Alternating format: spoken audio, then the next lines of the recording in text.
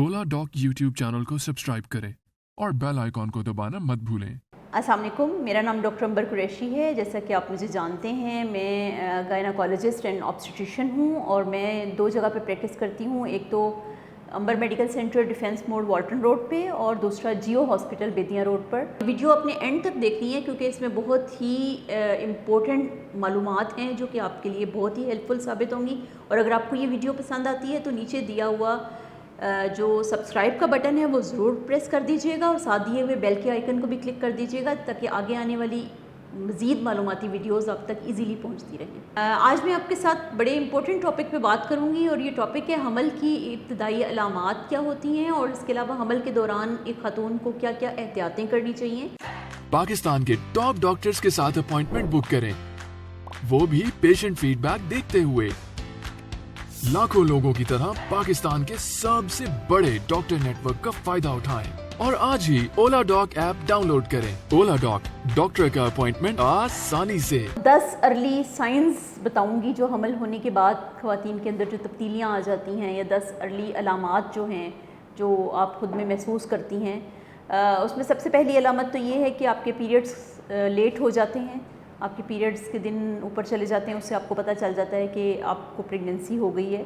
और इसके अलावा आपको आपका जो है दिल घबराना शुरू हो जाता है या आपको चीज़ों में से स्मेल आनी शुरू हो जाती है, उल्टियाँ महसूस होती हैं। इसके अलावा जो है वो आपके जो मुंह का टेस्ट है वो कड़वा हो जाता है। आपकी छातियाँ जो हैं वो सख्ती की तरफ चली जाती हैं और छातियों में टेंडरनेस हो जाती है, यानी उनमें दर्द शुरू हो जाता है। इसके अलावा आपका दिल घबराना शुरू हो जाता है, आपका ब्लड प्रेशर जो है वो एकदम से लो होना शुरू हो जाता है और ज़्यादा नींद आती है। और इसके अलावा जो है वो आपको कब्ज़ की शिकायत भी हो सकती है। और अगर ये सारी अलामात आपके अंदर महसूस हो रही हैं और आपके दिन जो हैं वो ऊपर चले गए हैं माहवारी के दिनों से, तो फिर आप फ़ौरी तौर पे अपनी डॉक्टर से रब्ता करके प्रेगनेंसी टेस्ट करवा लीजिए। प्रेगनेंसी टेस्ट जो है वो बहुत ही इजी टेस्ट है जो आप घर में खुद से भी परफॉर्म कर सकती हैं। इसके लिए आप सुबह का पेशाब लीजिए अपना, और उसके लिए एक स्टिक मिल जाती है बाज़ार से बड़ी रिजनेबल प्राइस में। उसके आगे जो है वो एक छोटा सा निशान बना होता है, उस निशान के अंदर उस निशान तक आप उस यूरिन में वो स्टिक जो है वो डिप कर दें। डिप करके बाहर निकाल लीजिए। डिप करके जब आप बाहर निकाल लेती हैं तो उसकी थोड़ी देर के बाद उस पर 2 लाइन्स अपीयर हो जाती हैं। कई दफ़ा दोनों लाइन्स बहुत डार्क होती हैं, कई दफ़ा एक लाइन डार्क होती है, एक लाइन जो है वो लाइट सी होती है। तो अगर ये दोनों लाइन्स अपीयर हो जाती हैं तो इसका मतलब है कि प्रेगनेंसी टेस्ट पॉजिटिव है और आपको फ़ौरी तौर पे अपनी डॉक्टर से रब्ता करना चाहिए। अब दूसरी बात ये कि अगर फ़र्ज़ करें 2 लाइन्स नहीं आ रही तो फिर भी आपको अपनी डॉक्टर से रब्ता करना चाहिए कि आपके पीरियड्स क्यों लेट हुए हैं और आपको क्या इश्यूज़ हो रहे हैं।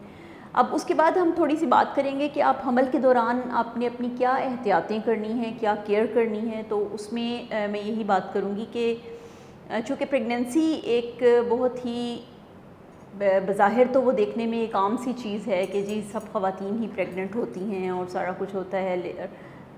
लोग जो हैं वो लोगों ने गाँव में चेकअप्स भी नहीं करवाते और वो फिर भी इसके बावजूद 9-9 महीने बच्चे पैदा करते हैं। इसके अलावा 9-9, 10-10 बच्चे गांव में पैदा हुए होते हैं। और अमूमन घरों में ये कहा जाता है कि जी अपनी ख़वातीन को चेकअप के लिए ले जाने की कोई ख़ास ज़रूरत नहीं है। तो ऐसा बिल्कुल भी नहीं है। वक्त गुजरने के साथ साथ जिस तरह से बहुत सारी पेचीदगियों में इजाफ़ा हो गया है, इस तरह उन पेचीदगियों की अर्ली डिटेक्शन भी अब पॉसिबल हो गई है जो कि पहले पॉसिबल नहीं थी। बहुत सारी ख़वातीन पहले ज़मानों में कॉम्प्लिकेशंस के साथ या तो ख़ुद भी मर जाती थीं या उनके बच्चे मर जाते थे या उनके मिसकैरेजेस हो जाते थे या उनको बहुत सारे मसाइल हो जाते थे।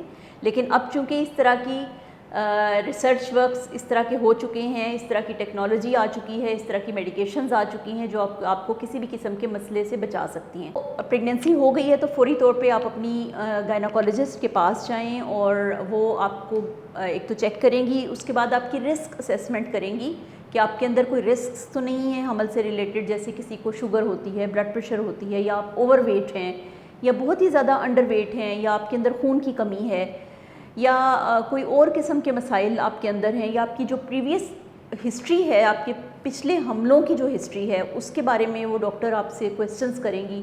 जैसे अगर फ़र्ज़ करें आपके पहले बहुत सारे मिसकैरेजेस हो चुके हैं, या पिछले बच्चे आपके बचते नहीं हैं, या किसी भी किस्म की पेचीदगी आपको पिछले हमल में हुई है, आपका पिछला ऑपरेशन हुआ था, या जो भी मसाइल हैं वो सारे से रिलेटेड डॉक्टर्स हैं वो आपसे बात करेंगी, आपको गाइड करेंगी कि आपने इस प्रेगनेंसी में आपने हमल को कैसे आगे लेके चलना है और इन पेचीदगियों को कैसे टैकल करना है।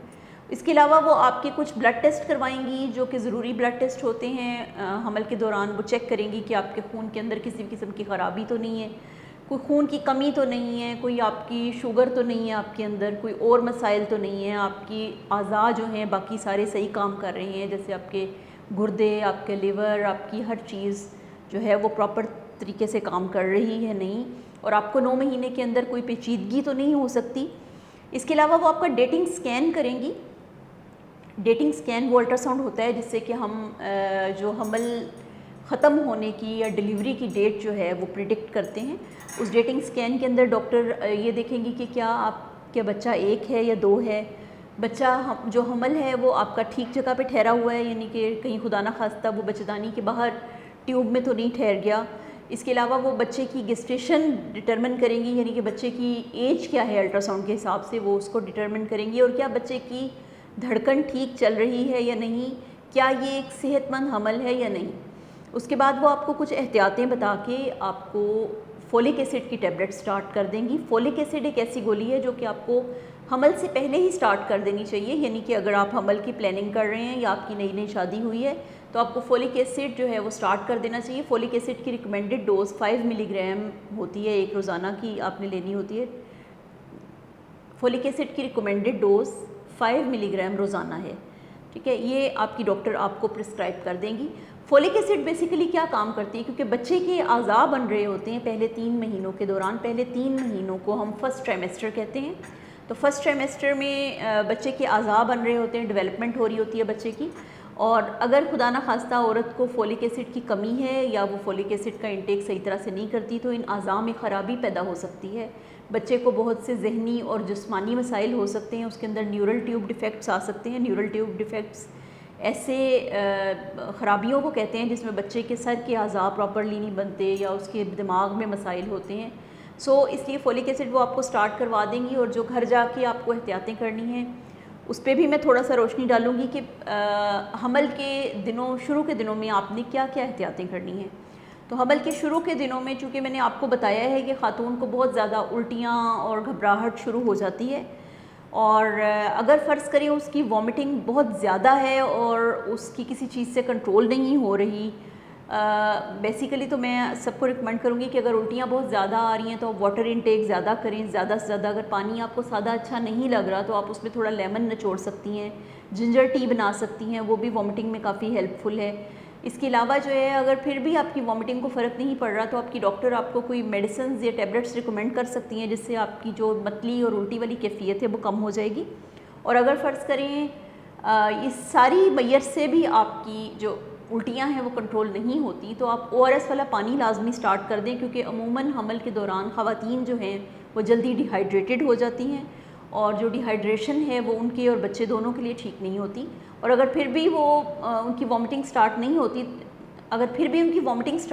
होती, तो उनको चाहिए कि वो फ़ौरी तौर पे हॉस्पिटल जाएं और अपनी डॉक्टर से रब्ता करें ताकि वो उनको इंट्रावीनस फ्लूइड्स लगा सकें, यानी कि ड्रिप्स वगैरह लगा सकें, ताकि उनके अंदर पानी की कमी ना हो। क्योंकि अगर पानी की शदीद कमी हो जाती है तो उससे ख़वातीन को कीटोसिस होने का ख़तरा होता है, जो कि जानलेवा भी साबित हो सकता है।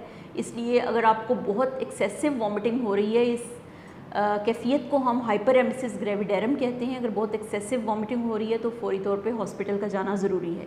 इसके अलावा आपने जो अपनी खुराक में एहतियात करनी है वो ये कि अगर आप फ़र्ज़ करें स्मोकिंग करती हैं तो स्मोकिंग को इमीडिएटली ख़त्म कर दें। अगर आप अल्कोहल का इस्तेमाल करती हैं तो अल्कोहल को भी इमीडिएटली स्टॉप कर दीजिए, क्योंकि ऐसी कोई सेफ़ डोज़ नहीं है अल्कोहल की जो आप लें और आप समझें कि वो ये मैं सेफ़ डोज़ में ले रही हूँ। अल्कोहल का इस्तेमाल से बच्चे को फ़ीटल अल्कोहल सिंड्रोम हो सकता है, जो कि बच्चे के अज़ा में ख़राबी और बिहेवियर में ख़राबी और उसके अंदर और भी जिस्मानी मसाइल का शिकार हो सकता है बच्चा आपका। इसके अलावा जो है वो ख़ुराक में आपने क्या क्या तब्दीलियाँ करनी हैं। एक तो ये कि कोशिश कीजिए कि आप जंक फूड और जो कोला ड्रिंक्स हैं इनका इस्तेमाल बंद कर दीजिए। वाटर इनटेक आपने बहुत ज़्यादा करना है, क्योंकि हमल के दौरान ब्लड प्रेशर लो हो जाता है और आप जितना ज़्यादा पानी पिएंगी उतना ज़्यादा आपको जो है वो हाइड्रेट आप रहेंगी। इसके अलावा आपको पेशाब की इन्फेक्शन होने के ख़तरात कम होंगे। और अगर आप कॉफ़ी की शौकीन हैं तो फिर कॉफ़ी का इस्तेमाल भी थोड़ा कम कर दीजिए। कोशिश करें कि उसकी जगह पे दूध वगैरह इस्तेमाल करें। जो प्रोटीन्स आप इस्तेमाल करेंगी, जैसे आपने कोई अंडे इस्तेमाल करने या गोश्त इस्तेमाल करने, तो कोशिश करें कि उसको रॉ फॉर्म में इस्तेमाल नहीं करना। आपने जो चीज़ भी इस्तेमाल करनी है वो अच्छी तरह कुक होनी चाहिए। अगर आप रॉ फॉर्म में इस्तेमाल करेंगी तो उसके बच्चे पे बुरे असरात होने का अंदेशा होता है। इसके अलावा फ्रूट्स एंड वेजिटेबल्स अगर आपने कच्ची इस्तेमाल करनी है तो आप कोशिश करें कि उनको अच्छी तरह से धो के इस्तेमाल करें। और इसके अलावा अगर आपके घर में पेट्स हैं, तो अगर स्पेशली बिल्लियाँ हैं तो उनके लिटर को स्पेशली कोशिश करें कि आप ख़ुद क्लीन ना करें। अपनी नींद का आपने बहुत ज़्यादा ध्यान रखना है। आपकी जो आपका रेस्ट है वो टाइम पूरा होना चाहिए। भारी कोई चीज़ कोशिश करें मत उठाएं। इसके अलावा आप अपने, अगर फ़र्ज़ करें किसी ख़ास वजह की वजह से डॉक्टर ने आपको मना नहीं किया, तो आप अपने ख़ामद के साथ हम बिस्तरी भी कर सकती हैं हमल के दौरान। लेकिन कुछ ऐसे ख़ास इंडिकेशंस होती हैं जिसमें कि हमल ज़ाया होने का अंदेशा होता है, उसमें हम ख़ातून को मुकम्मल एहतियात या रेस्ट बता देते हैं। सीढ़ियाँ उतरने चढ़ने से हमल को कुछ नहीं होता। हाँ, अलबत्ता बहुत ज़्यादा ज़ोर से भागने से या बहुत ज़्यादा जंप वगैरह करने से आपको नुकसान पहुंच सकता है। सो एहतियात से आप सीढ़ियाँ उतर चढ़ सकती हैं और उसमें कोई मज़ायका नहीं है। इसके अलावा जो है वो किसी भी किस्म की सेल्फ़ मेडिकेशन आपने हमल में नहीं करनी। अगर आपको हमल के दौरान कोई बुखार, नज़ला, खांसी या किसी किस्म का भी मसला होता है तो फ़ौरी तौर पे आपने अपनी डॉक्टर के पास जाना है, जो कि आपको फिर वो मेडिसिन्स बताएंगी जो कि हमल के दौरान सेफ़ हैं। इसके अलावा जो है वो रेगुलर चेकअप्स अपने डॉक्टर के साथ रखने हैं।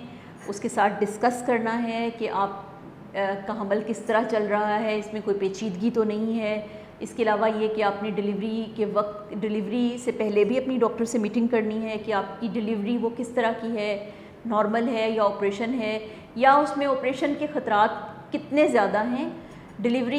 हर डिलीवरी जो है वो ऑपरेशन में चेंज हो सकती है। अगर हमल में किसी किस्म की पेचीदगी हो तो वो डॉक्टर आपको गाइड कर देंगी पहले से। कुछ चीज़ें होती हैं जो पहले से डॉक्टर को पता होती हैं और कुछ चीज़ें उस वक्त ज़चगी के वक्त पता चलती हैं कि हमल के दौरान कोई पेचीदगी तो नहीं हो रही, या डिलीवरी के दौरान, या बच्चे को कोई प्रॉब्लम तो नहीं हो रही कि बच्चे को निकालना ऑपरेशन के ज़रिए ज़रूरी है।